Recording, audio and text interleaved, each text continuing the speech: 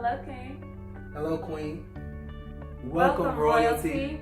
So I'm Dr. Nathan Nawan. Hi, I'm Danita, also known as Precious Pen.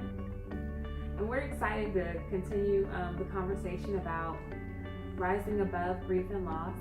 And so one thing I know you had highlighted is in your studies is 5 phases to grief and loss. So put us on to that today. All right, so there are 5 stages to grief and loss.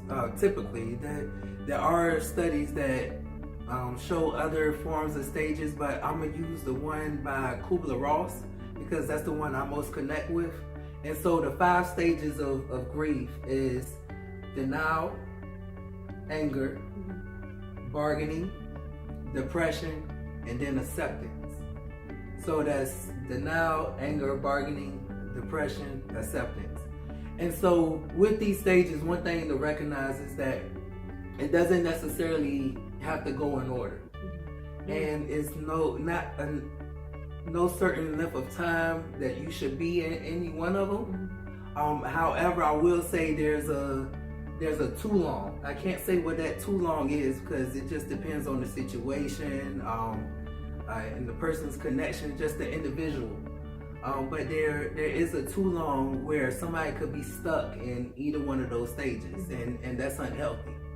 And so in the 5 stages, it's important to realize that because life is life, we don't just typically go through one type of loss at a time, right? So we may be at a stage of grief for one loss, and then at a different stage for another loss. Or they may just overlap during the grieving process. So just briefly, denial. What denial is the avoidance of the feeling. So that's when the initial shock, where the emotions just tend to rush in and to kind of save yourself from that. We avoid those emotions, or we find ourselves numbing from those emotions. So some people can numb in unhealthy ways, as far as you might find an increase in drug or alcohol use. Start drinking more than usual. Start smoking more than usual. That goes for weed too. And also we talked about movies before. You might have seen the movies where somebody is going through a major loss and they're like crying, right? And then the husband's best friend is happened to be there and comforts her and trying to help her out, and her being in his arms, she's just crying, and she looks up, and they just start kissing and going crazy and end up having wild, crazy sex all over the place, right? That's part of the denial stage because the sex feels better than the grief. Oh yeah. Right? And so that's one way of avoiding that feeling. Oh yeah. And so that's the denial stage. And it's not always unhealthy because part of the denial might be in that initial time when you're having phone calls. People calling the house over and over again, reminding you of that loss. Oh, I'm sorry for your loss. I'm sorry for your loss, right? Also, you have to do funeral arrangements and get through that process. So the denial stage can be helpful in just getting through that process. But it's important to recognize that after that's over with, you need to take some time for yourself and process those feelings.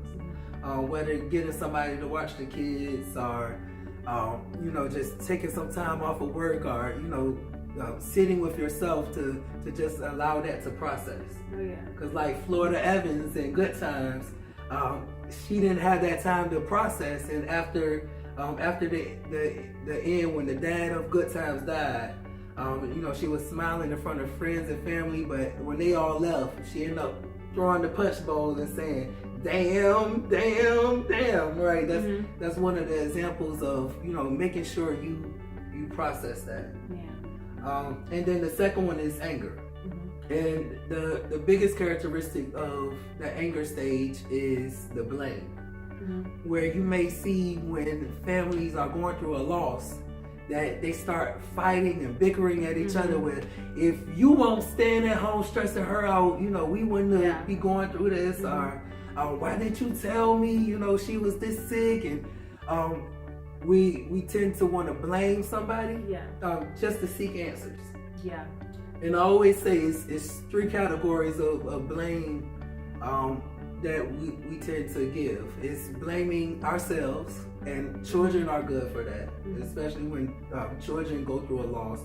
They may typically blame themselves, wondering, what did I do for this to happen? Was it something I did? And then we may blame others. It's your fault. If you didn't do this, or if you would have told me that.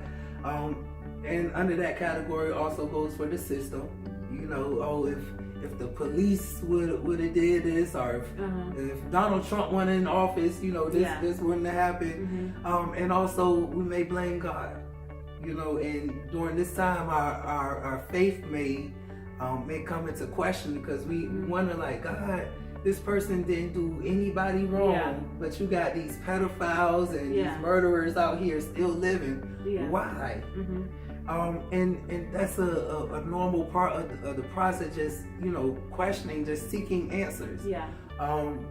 And wanting to take this frustration of all these things you're feeling and point it at somebody. And then there's bargaining.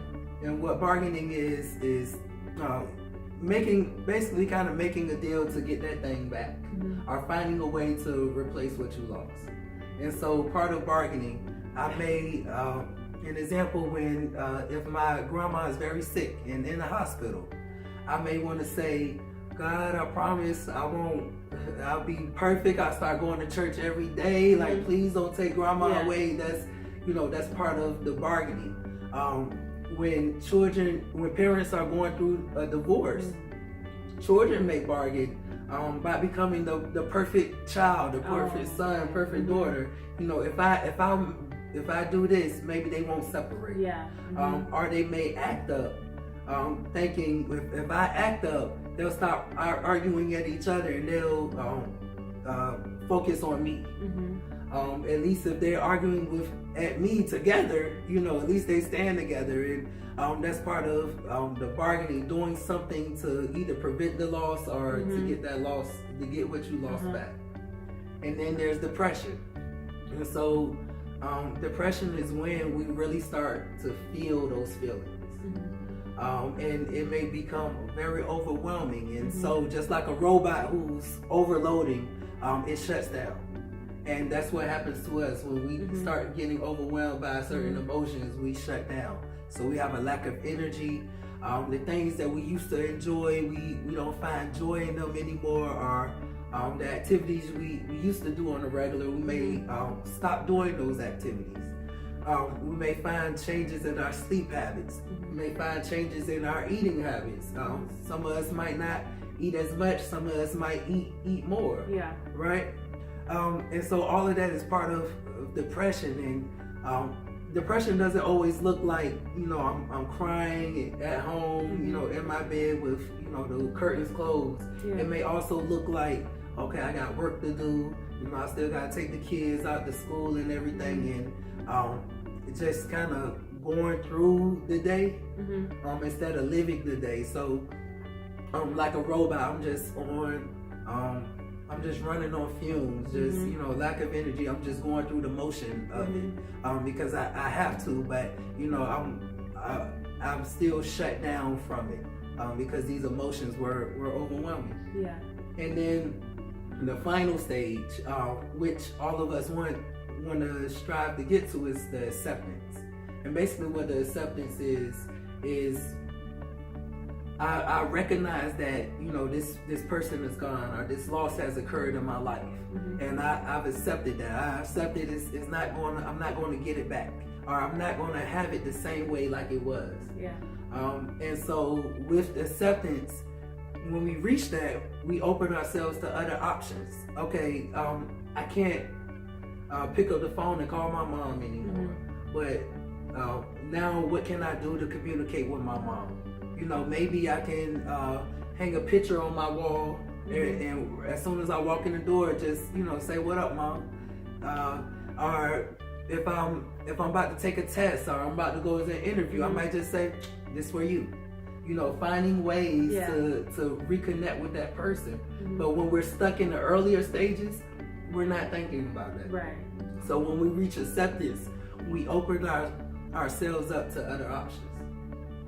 And so those are the stages of grief. And the important thing to recognize is that we all go through it, and it's a normal process. And once you reach the acceptance one time, you kind of prepare yourself and recognize that, okay, I can do it again.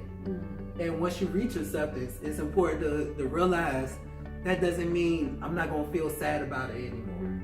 No, you're human. The feeling's still going to come up. And thoughts about the person may still come up, but it's just when they do, I allow myself to feel it and sit through that. But then I'll be okay. Yeah. You know, again, that's the important thing, just knowing you'll be okay. It may be painful, but I'll be okay. So that's the summary of the stages of grief that one might experience. So thank you for that question, and also thank you for watching, and I hope it is something that will help you. So as always, stay royal.